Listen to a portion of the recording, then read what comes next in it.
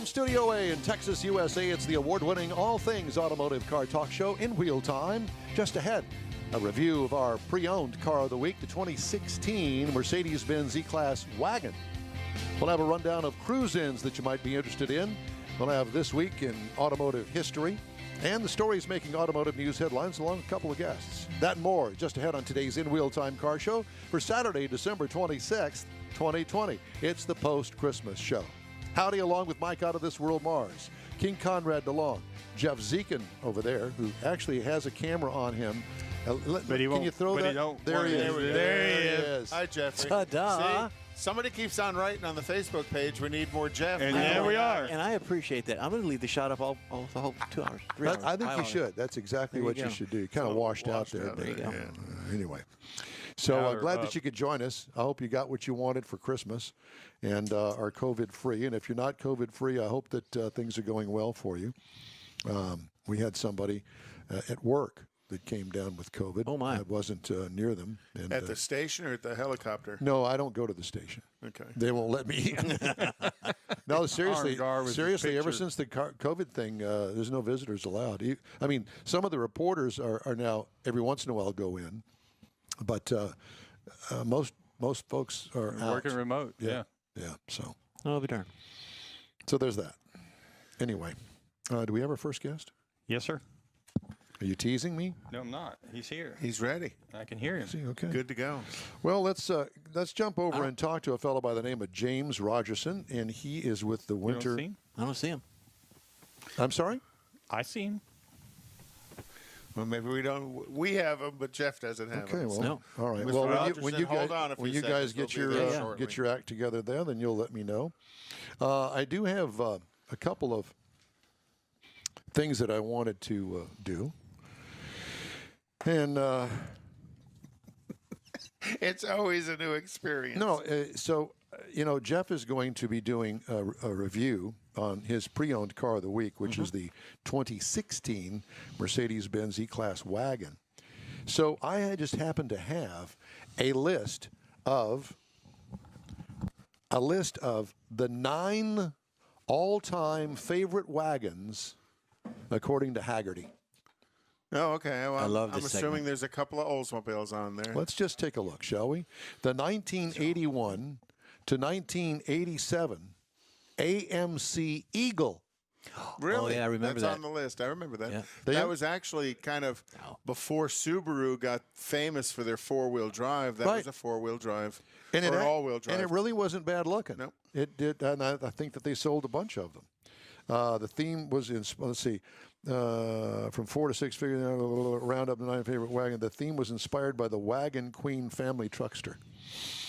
So we're going to move on from the 81 to 87 AMC Eagle. A lot of good it did them. Yeah, exactly. Everybody loves our wagons, so Well, we're going to you go know, we ahead. were I talking, love wagons. We were talking about the Mercedes-Benz. Well, one of them is the 1979 through 1985 Mercedes-Benz S123 wagon. Huh. Wow. I'll pass that. I didn't realize that Mercedes made that many wagons, but Well, yeah. You, Now I know which one this is. it's that. Still don't see many of them, but yeah. Correct. Here's one. The 1948 Marmon Harrington Super Deluxe station wagon. And you probably will remember this from Holiday Inn, the movie Holiday Inn. Remember that? I should have given Jeff the pictures, but I didn't. It was a Woody. Yeah. Pretty cool car, I think. And you know why they made Woodies, right?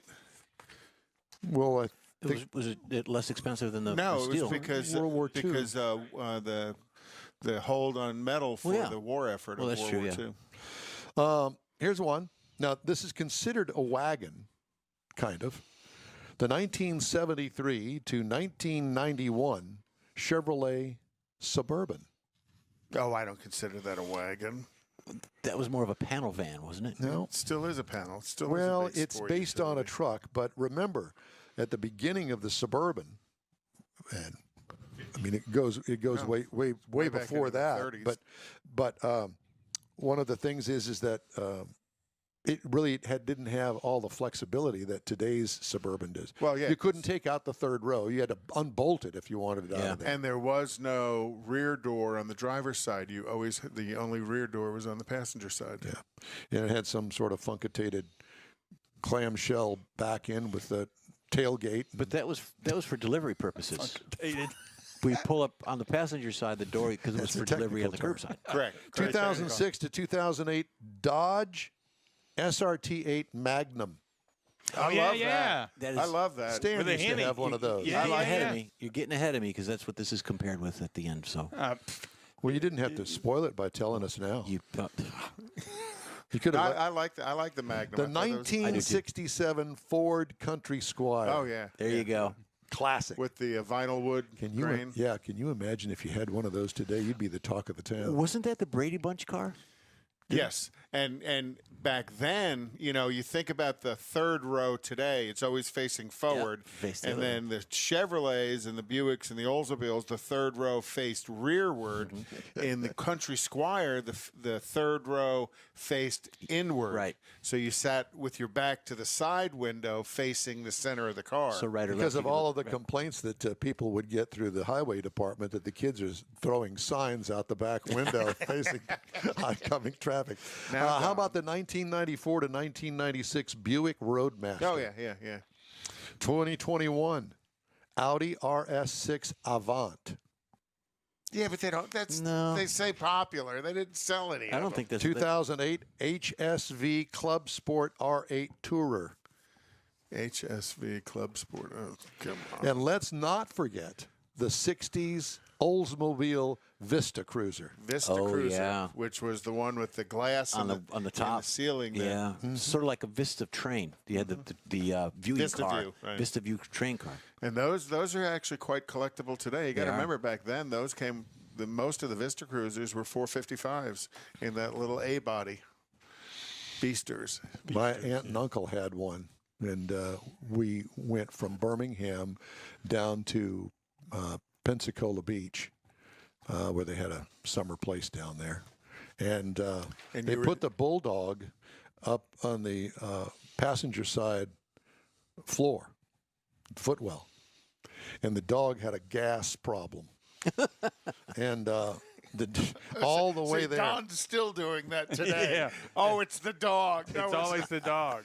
Poor Suze. That's why I always have a dog around, so I can blame those sort of malfunctions on the dog. And everybody believes it.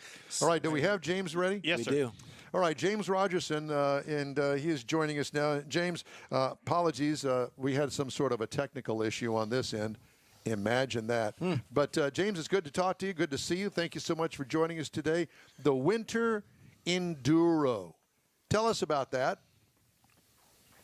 Yeah, the MSR Houston, we try to support our members with something to do on the holidays when almost everyone else is shut down.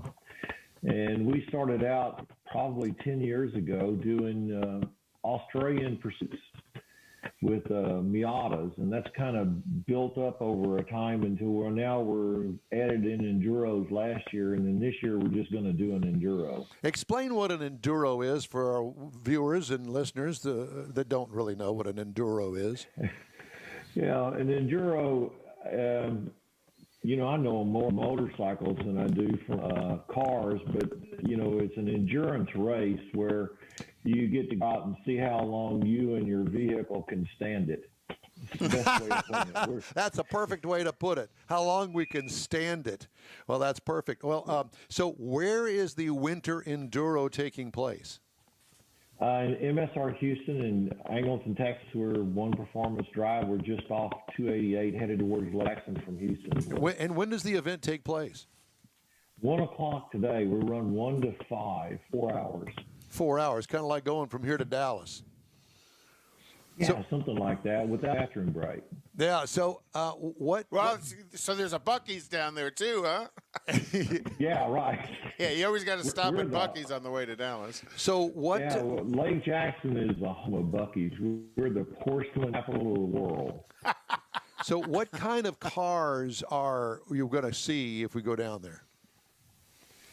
We split them up into 3 groups: Spec Miatas, and B spec, which is all your B series cars, anywhere from a Fiat 500 to a Sonic, a Chevy Sonic, GLC Minis, Fits, vehicles like that. And then our third group is kind of a catch-all, and we've got all those that most of the major groups, SCCA, NASA, don't really let in. We let the Lemons guys in, the WRL, the old WRL cars, champ cars or chump cars as they're called. Chump cars. Yeah.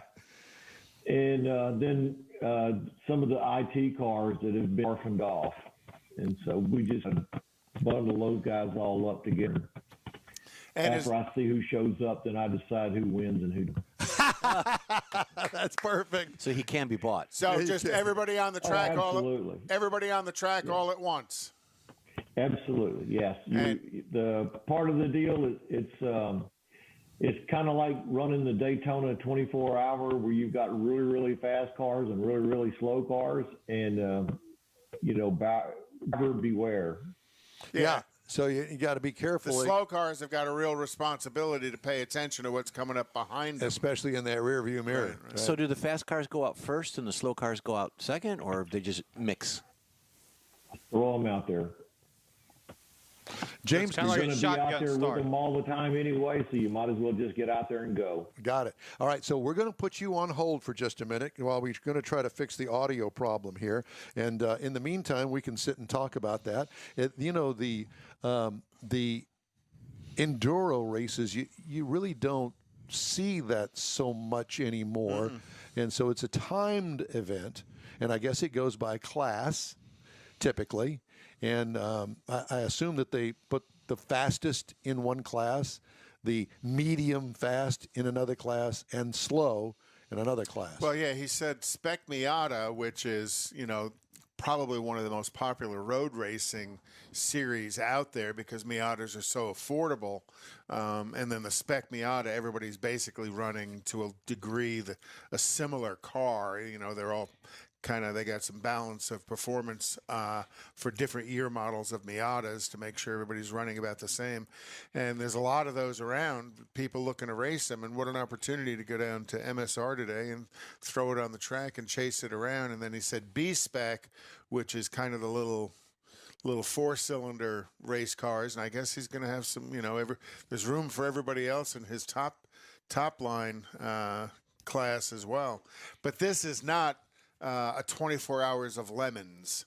This is people with serious race cars that are on the track for 4 hours, not people that are just going out and buying a $500 beater and throwing it on the track. Well, as a matter of fact, speaking of such a thing, I knew somebody that bought a $2,000 Miata that was pretty much wore out.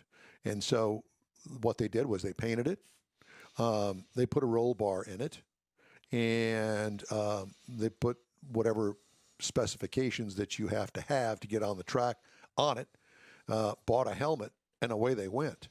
And I think that there are cars out there like that you can buy. Obviously, if they're already designed to get on the track immediately, then it's going to be a little bit more because they've got more money into it. So first roll bar and that sort of thing. You got to get the rule book first. Well, that would probably behoove you. Yeah. Although I never lived by the rule book. A lot of people get the rule books or so they can find how they can cheat. There you go. Where can I kind of follow the rules but circumvent it a little bit so I'm just a little bit faster than everybody else in my class? Well, I have to tell you that when I was showing the Corvette, the original Corvette, I never really paid any attention to the rule book as to what class I was going to show the Corvette in. And it cost me. But I didn't care about that at the time. I wanted to make the car look like I wanted it to look. I didn't care what class it was in. It's your car. It was my car.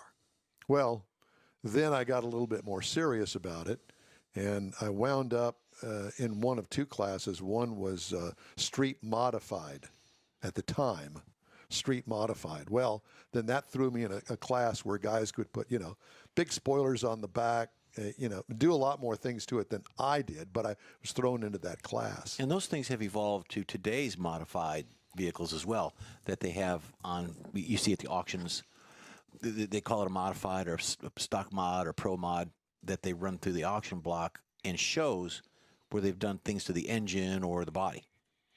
Yeah, most of the time you really can't tell about the engine other than maybe a swapped out air cleaner and some headers or something like that.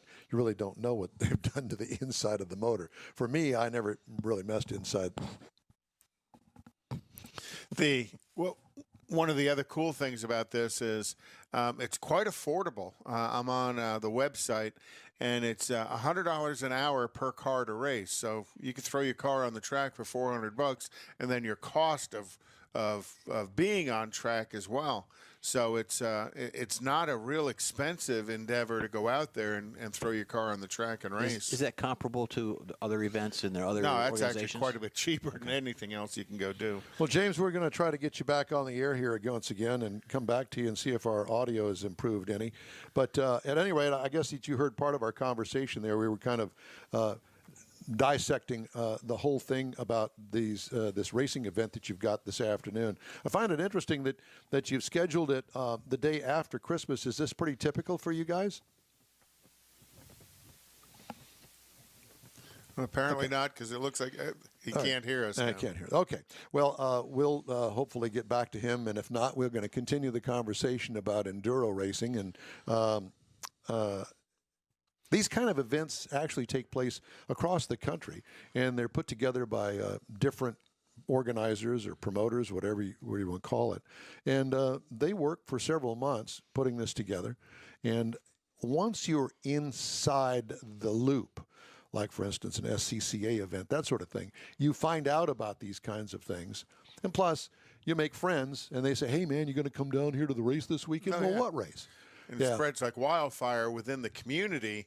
And what we're trying to do with the show is get the word out that these type of events are there quite often. MSR has got lots of events all the time.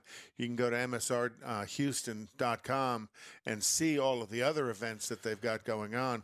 And most all of the time, whatever event they have, spectators are free. They charge the drivers to come and put the car on the track, but the spectators are free. So if you're looking for a little bit of local racing action, dropping into MSR to enjoy some road racing, some local road racing action is going to be pretty easy to do. And, there are tracks like MSR all across the country. Mm-hmm. Matter of fact, I think that there's another one around the region, and I can't remember. I want to say it's one in Crescent. Well, up north of Houston, I think, somewhere off of 59. I don't recall exactly, but I know that there are tracks like that, and they range in length from a mile to 2.5 miles. Do you think they do that because of the enthusiasts that, you let them in at no charge, that maybe get inspired to say, hey, that looks fun? I don't think that they do it for that reason, though. But that's one reason. But I think there's that benefit happens as well. Is now all of a sudden I go watch a couple of them, and after watching a couple of them, I can bring Mom's Buick. Throw Mom's Buick. Let me tell you something. If there were a track like that back in the day, I probably would have taken Mom's Buick down there. Or she wouldn't have known. Dad's Oldsmobile, but you got to clean the trunk out. Yeah, there is that. Well, I tell you what, that's good for weight transfer in the back end. Except all the stuff is transferring from side to side. Not in your car. It's so jam-packed in there, it doesn't move. You kidding? You got to kind of move stuff around so you could close the trunk lid. There you go. Mm-hmm. So we got him back? Now, so I want to talk to you a little bit more about your Oldsmobile. Did you ever race that car? No. Not. Do you know any history about the car? Little bit. I have my assumptions about the car because from what I can see, is it a 70? 70. From what I can see, is it spent its whole life in Oklahoma until the guy bought it out of Oklahoma, and he took it to Dallas-Fort Worth, and then I bought it from him. But it looks like it spent its whole life in the Oklahoma area, and no rust. No rust. And looking at the car, you living in when I was working for Oldsmobile, the manufacturer's world, when you ordered a car, if I ordered a car for a company car, I'd load it up. Well, my car is relatively loaded up for a 70 model, factory air. What's it missing? The key. The ignition switch at the moment. Power windows and locks. It's got crank windows. It's got crank windows, but it's got factory cruise control. It's got the AM/FM 8-track. Is the cruise control with that little bitty ball and chain thing up there? Yep, the transducer. Yeah. It's got the two speedometer cables. One goes to the transducer on the fender, and then the other. But it was the bomb back in the day. Yep. And it worked fine. Yeah. They worked fine. It wasn't as sensitive as they are here. You'd still get the cruise control. You still get about a 5-mile-an-hour variance in it, but it works. So. Did it have factory air? Yep. Mine's got factory air, and actually it still has the R11 or the R12 in it. It never was converted over to R134, and you can still buy R12. Well, what is it, $1,000 an ounce? No, it's about $25 a can is what I paid for it. So what would the conversion cost you if you wanted to do that? Or would it devalue the vehicle? If you I don't it? think it would devalue the vehicle. I think the big thing for the conversion is I have to change the condenser. The compressor isn't a problem with it. You got to get it all cleaned out, and then I'd have to change the condenser. So in an air conditioning system, the condenser is what changes the gas back to a liquid. So it condenses the refrigerant back to a liquid. And then the evaporator, which is inside the car, is where it turns from a liquid to a gas, and as it turns to a gas, that's what creates the cold, or that's what creates the heat absorption. Cool. It seems like it's just opposite of the way it should be. Yeah. Well, it condenses it under the hood. It expands it under in the dash. So, and it works. I was alluding to something else, but nobody picked up on it. But that's okay. No, because you just blame the dog. Yep. Exactly. I didn't want to go there, but I knew. See why didn't you want to go there? Didn't want to go there. Okay. Anyway, we're going to have this later on in the show, but we always do a feature called the Racing Calendar, and I know that the Daytona stuff is coming up in January, and the only place that you would ever have any kind of an event in January would be Florida. Right. So you don't have to do that whole thing. I don't have I was just saying that. Racing is kind of on hold across the country, except down in Florida. Well, there's a lot of testing is going on right now, so for all the different categories. Categories are testing. F1's testing, IndyCar's testing, IMSA's testing, NASCAR's testing, NHRA is testing. Tony Stewart is testing NHRA. I saw that. I saw that story. And he is.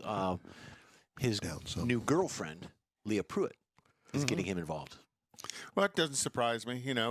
He's, I guess, I don't know him to call him Smoke, but, he's driven lots of different cars. I've heard that he is a total jerk. I've heard that too, but then I've also heard that he's actually a pretty gregarious type personality. I've met him a couple of times years ago with Oldsmobile when he was running IRL, which was before NASCAR, and he was the nicest person.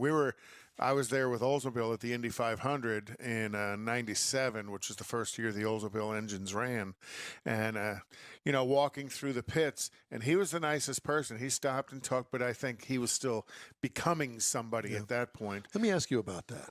Oldsmobile and racing and engines. So when the Oldsmobile brand went away, did they go away with the engines as well? Yeah, and they just renamed them Chevrolets, in IRL. And no, but okay. But as far as production engines were concerned, were they all common engines when Oldsmobile went away? Shared blocks and stuff like that for GM? Depending on what racing series you were in IRL, which was the Indy Racing League, that was the Oldsmobile Aurora V8. Right. And that was relatively exclusive to Oldsmobile engine. A lot of shared technology with the Cadillac Northstar, but a smaller version of it. And that was an exclusive engine to Oldsmobile. It wasn't used by anybody else. Wasn't the Aurora like a takeoff or a type of model like the Riviera at the time from Oldsmobile to Buick? Yeah. The Aurora was like they were shared platforms. Cousin of Riviera the was a 2-door, the Aurora was a 4-door. Right. And then Oldsmobile had the DRCE, the drag race competition engine, which was the 500-inch Who was aluminum. Oldsmobile. They built the DRCE. Really? And that was the Pro Stock motor of choice at the time. Had been Warren Johnson. Warren Johnson and that whole crew of Larry Morgan, Mark Powick, all those guys that were running Oldsmobiles back then. That was an Oldsmobile. And it was a derivative of a Mark IV big block Chevy that Oldsmobile took and 454. Did all of their stuff to it to make a 500 cubic inch. And with that, in the alcohol category, Alan Johnson and Blaine Johnson did a supercharged alcohol injected version of that and were extremely successful. Well, I guess that to wrap up this segment, all I can tell you is that head down to Motorsports Resort, or is it Motorsports Ranch? I think it's Resort. No, I think it's Resort now. Yeah. It was Ranch. Now it's keep Resort. It straight, but at any rate. Coming up, we're kind of behind schedule, so we're going to kind of move things around a little bit because we got a little wordy. Squirrel. No, not squirrel. Just word. Because we need to get Jeff's car review in, but it's not going to happen right now. Is that okay? That's fine with me. Because whatever you got to do. Okay. Because we're running behind, and this show is cut up into podcasts. And if we go over a certain length, then the podcast doesn't really become a podcast anymore. It becomes another show. So if we can keep it within 30 minutes, I think that we're good. And that's why I'm kind of sitting here padding just a little bit of time because to get the 30 minutes. Yeah, and I'm having to move Jeff's car review. Yes, Mr. Mars, were you trying to say something? Yes, I think we got. Well, just a moment. Because you've been over there all nice and quiet, and I just cut you off. What? I know. What was it that you're telling me? So I think we've got James situated, but I thought we would, since we've got an issue with our other video at 9:52, I thought we'd bring James back for just a couple of minutes to wrap up. Good idea. But we seem to have all the technical issues corrected at the moment. Okay. Well, it took us 30 minutes, but we got it, huh? All right. Okay. Yeah. Okay, well, go ahead. Well, it's not 9:52. It's 8:26. Oh. So James will be back in a little bit. Is it daylight savings time or East? No, I think that there's been too much liquor served amongst the crowd here, and it's a little bit of a hangover, and nobody knows what the hell they're doing. What was in that breakfast? There is that, but I'm afraid liquor's not involved in it. What was in the breakfast this morning? There's something in the breakfast? Yeah, probably. Some peyote or something. But go to Houston Mortor Sports Resort today at 1 o'clock and watch the Enduro racing. Yeah. It should be a hoot. Yeah, if you're not doing anything. And the other fun thing about that is, you're not only at the track, you're in the pits. The only thing you have to do is watch out for cars that are moving around as they're going on and off track. One of the other things I noticed is if you make a pit stop, it's a 5-minute pit stop in the Enduro racing. So all of the pit stops are 5 minutes long. So it gives you a chance to jump out and change drivers. Yeah, that's what it is. All right. All right, well, we're going to take a quick break, and we will be back with more of the In Wheel Time program after a quick break. I want to remind you that our show streams on Facebook, YouTube, and InWheelTime.com. Podcasts are available on Apple Podcasts, Spotify, Stitcher Radio, iHeart Podcast, TuneIn, Google Podcast, Pandora, Amazon, and Podcast Addict. In Wheel Time Car Show continues right after this quick break. TruckWorks is your go-to truck customizer. From mild-to-wild lift kits, custom wheels, and steering and handling enhancements to the best personal and commercial wraps, Texas TruckWorks delivers. Let Texas TruckWorks founder Scott Stevens help you get the most out of your truck or Jeep.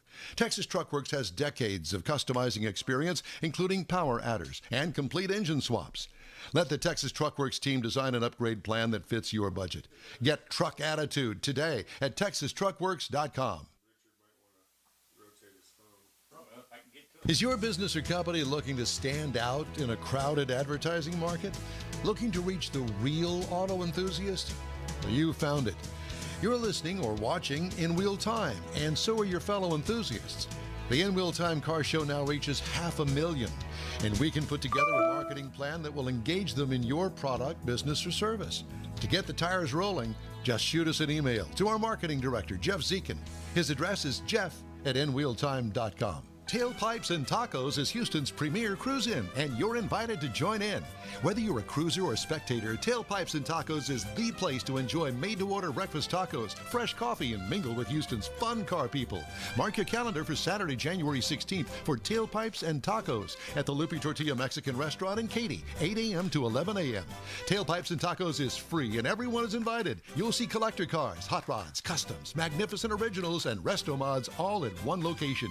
Cars from all over Southeast Texas cruise in and show off in a friends and family event. The Lupe Tortilla Mexican Restaurant on the Grand Parkway at Kingsland Boulevard, just south of I-10 and Katy.